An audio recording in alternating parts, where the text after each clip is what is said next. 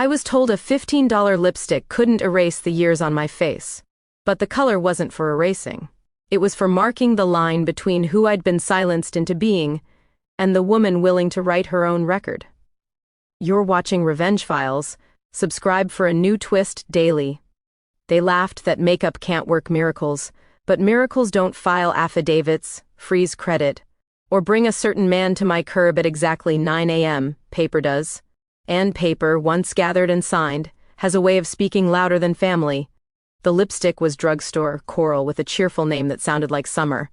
I twisted it up, blotted once, and stepped from my bedroom into the kitchen of my own bungalow in Lakewood, Ohio. My daughter-in-law, Kendra, was pouring iced coffee into one of my good glasses. She lifted her eyes, measured me, and smirked like she'd found a typo. "Don't bother," she said. "At your age, makeup can't work miracles." I said nothing. I grabbed my purse, the one with the zipper that still sticks near the coin pocket, and walked out. The door clicked shut behind me, and the sound was small but clean, like the start of a record. One problem: I didn't leave because of the lipstick. I left because of the letter in my purse, the one from my bank listing $3,184.72. In charges I hadn't made, and the one from the county treasurer warning that my property tax mailing address had been changed per request. I hadn't requested anything. If I didn't correct the address within 10 business days, they'd assume the change was proper. 10 days is a very short time when you're counting alone. I'm Nora, 52, widowed 6 years. I own the yellow bungalow with the stubborn porch light and the peonies that belonged to my mother. My son, Dylan, and his wife, Kendra, moved in for 3 months after he got laid off in late 2023. 12 bed sheets, 4 Amazon wardrobes, and 14 months later, they were still upstairs in the converted attic, calling it our level, as if the mortgage had learned a new pronoun. By March 12, 2024, my house had my name on the deed, and their hands on every drawer. I kept telling myself it was temporary. Except, temporary has a way of eating years when you let it. I didn't tell anyone at the salon what Kendra had said. The stylist snapped off the ends of my hair and asked about grandchildren. I said maybe someday. I paid cash. I walked to the branch on Madison Avenue and took a number for a banker who could sit with me in a private room. My hands shook. Not from age. Fear has no birthday. The banker, a woman about my age with a ring that caught the light, came around her desk when I unfolded everything: the bank letter, the change of address notice, my credit card statement with 2 online orders I'd never heard of, and a third charge at a boutique downtown that sells the kind of purses I've only pointed at through glass. She looked at my driver's license, looked back at me, and said, "We'll put a fraud alert on all 3 bureaus. Right now." I signed. She made 3 calls. She printed a page from the Federal Trade Commission about identity theft and highlighted the part that said, "File a police report, even if it feels small." Then she did something I didn't expect. She wrote a name and number on a sticky note and slid it across the desk. "Call him." "Victor Ford," she said. "He's compliance at Lake Erie Federal, specialized in household fraud. He'll explain the order to do things so nothing slips." I called Victor while I stood under the branch's awning. The wind smelled like snow even though it was March. He answered on the second ring. His voice was calm and precise, the way you want a surgeon or a pilot to sound. "Start with a written dispute to your card issuer. Freeze your credit with all 3 bureaus. File the FTC report and a police report. Get the report number. Then, if any real estate paperwork was changed without your consent, we'll go to the county recorder and file an affidavit to lock down your title. Tomorrow morning work?" I said yes. He said 9:00 a.m. He said he'd pick me up so we could make the stops faster. He texted me a checklist with boxes I could tap to mark each step. I hadn't been given a checklist since 9th grade science fair, and the feeling that someone believed there was a way out made my knees weak. But then I went home, and an insulated grocery bag sat open on the counter with my mail inside it, mail I never saw yesterday. A postcard from my dentist. A pre-approved card offer. A county envelope with a thin slit I hadn't made. I turned to the hallway, where the small table holds my keys and my pen jar. The drawer was open. In the dust at the back, a square space was clean where my birth certificate had lived for 32 years. I took a deep breath and closed the drawer. Then I opened it again, because sometimes you need a second look to accept the first. At 8:20 p.m., Dylan came downstairs for pizza. He kissed my forehead, a soft automatic gesture he'd kept from childhood. He said Kendra was watching a show. He didn't see the drawer or the bag or the way my jaw was clenched so tight I could hear my pulse. "Everything okay, Mom?" he asked. "Just cleaning," I said. "Tomorrow I have errands." He smiled. Cool. Cool meant he wasn't going to ask. Cool meant I had to protect him from what I suspected. That the woman who called my lipstick a joke had reached for my identity like it was another drawer she could rearrange. Except, I didn't sleep. I sat at the dining table with the FTC site open on my laptop, checking boxes in the affidavit, typing the plain facts in small square fields.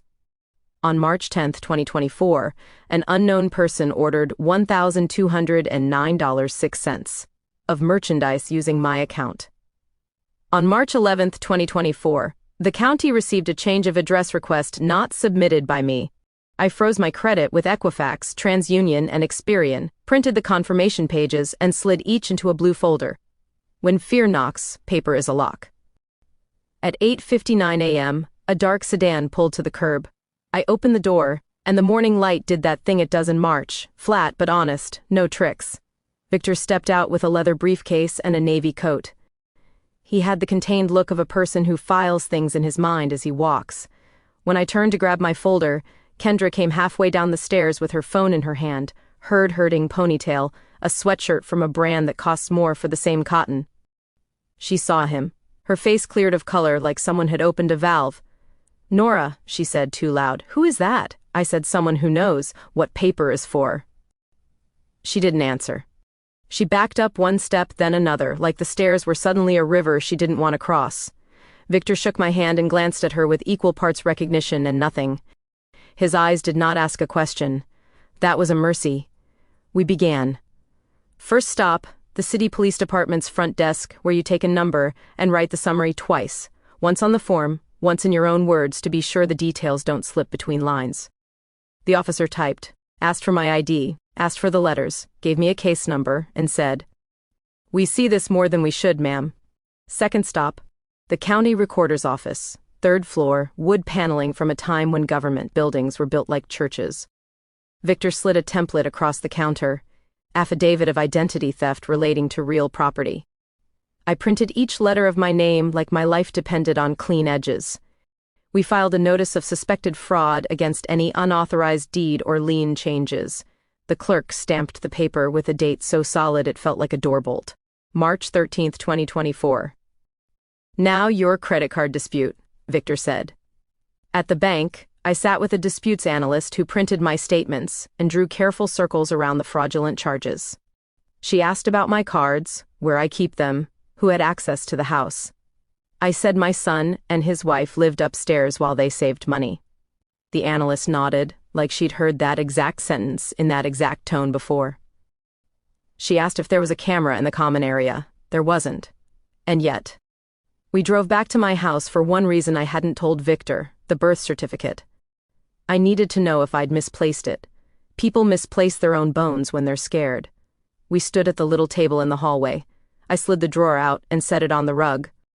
I reached into the dust and felt the square, clean space that still told the truth. Victor crouched, careful with the wood. He glanced at the door hinges, at the lock, at the scuff marks inside the jamb. He whispered, almost to himself, "No pry marks. Familiar hands, not forced." "That makes it worse," I said. "It makes it provable," he replied. But then, a delivery van stopped at our curb and the driver carried 2 boxes to my porch. The labels were printed with my name and my address and a return address I recognized only because every window on that boutique has a shining logo you can see in your rearview mirror when you drive past. Estelle and Sparrow downtown.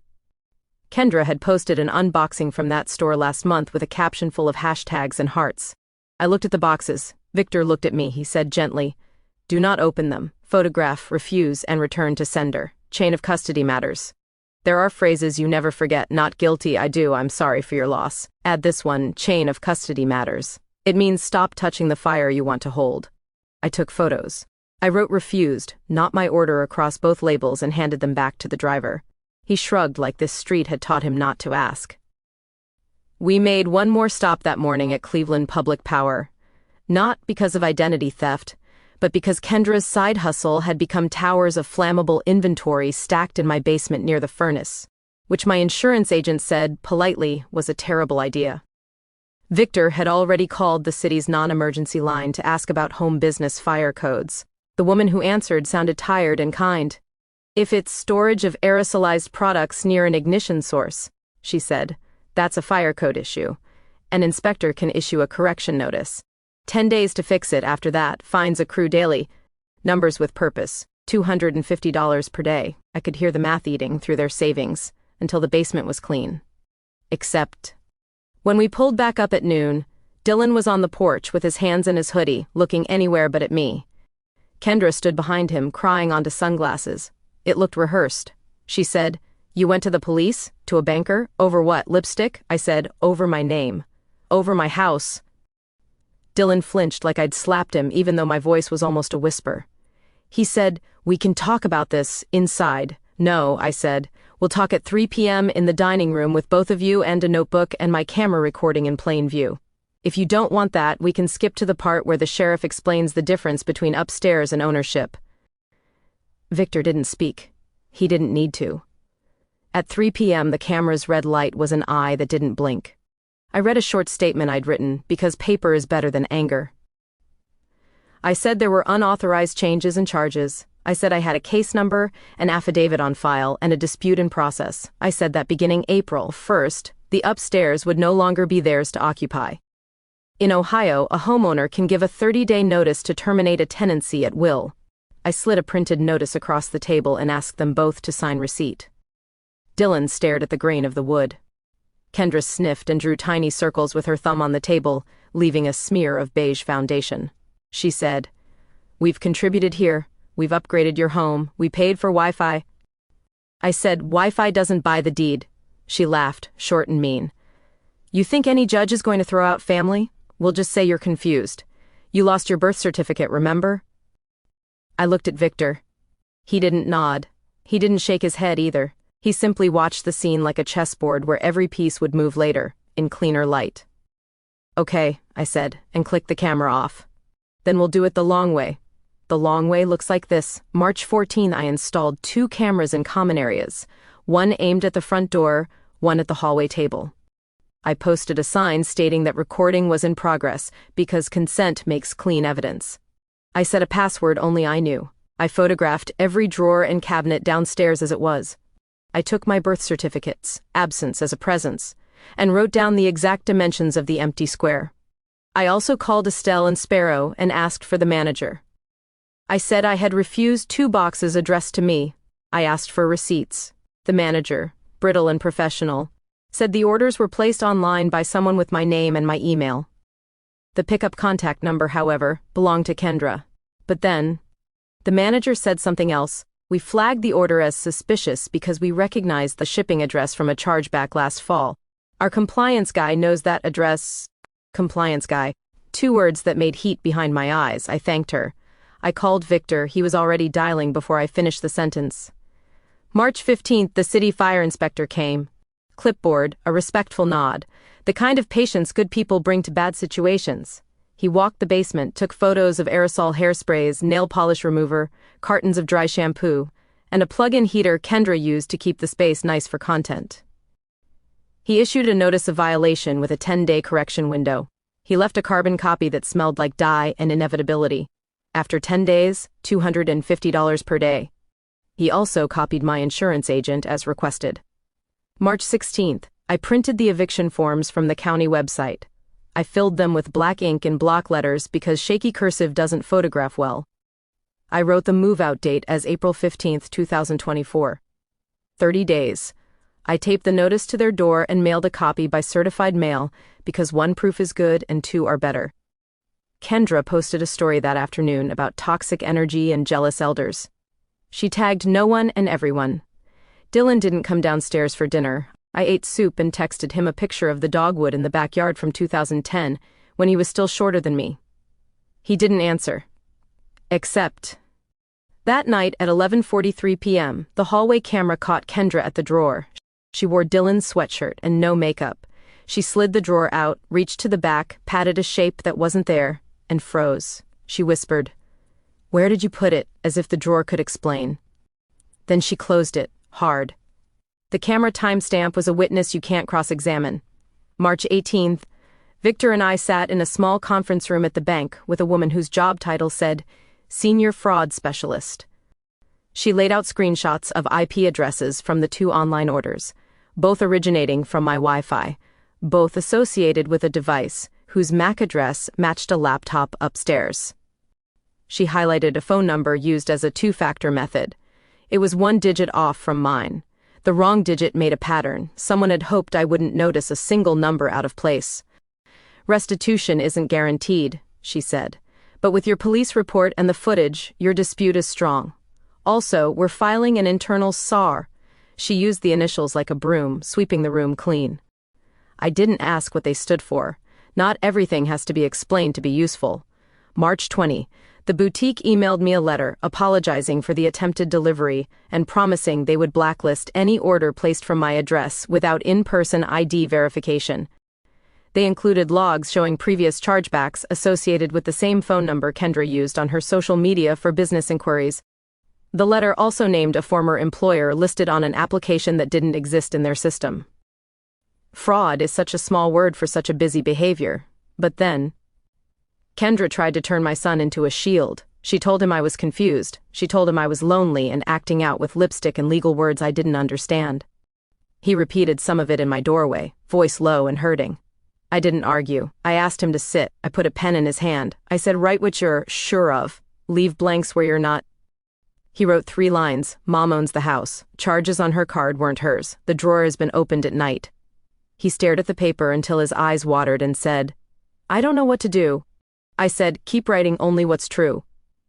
March 27th, mid-roll surge. It came from the assessor's office, not the bank. A letter addressed to occupant asked for supporting documents for a homestead exemption claim filed under my parcel number. The form attached had my name in block letters and Kendra's signature in a loop I knew from every sticky note she left on my refrigerator. The filing date was March 9th. If the exemption shifted to her, my tax bill would move, and certain mail would stop coming to me. It wasn't just shopping. It was the stub of a plan to move me off my own address. Victor read the letter twice. He said, we'll schedule an administrative conference. Bring your deed, bring your ID, bring the affidavit and the police report, bring the camera timestamps. We'll also file a cease and desist to anyone processing changes without notarized consent. We brought it all. The assessor's conference room had fluorescent lights that turned my skin the color of old paper. A clerk named Alma reviewed each exhibit like a librarian sorting returns. When we finished, she stamped my file hold, pending investigation, and flagged any application tied to my parcel as suspicious. She placed a yellow sticky note on my folder that said, contact owner only. A small square of yellow felt like a wall no one else could climb. April 2, the court date for eviction. Dylan and Kendra arrived in matching gray. Their lawyer was young and sharp and introduced himself to Victor with the speed of a man who thinks speed is enough. In the hallway outside the courtroom, Kendra looked at Victor and looked away like he was a mirror she didn't recognize. The judge called our case. I stood straight and spoke only when asked. I showed the notice. I showed proof of service. I stated the tenancy was month to month and terminated with notice. The judge asked if there was rent. I said no, and watched his eyebrows perform the arithmetic of generosity that had gone stale. Kendra's lawyer argued familial caretaking and tried to tug the case toward emotion.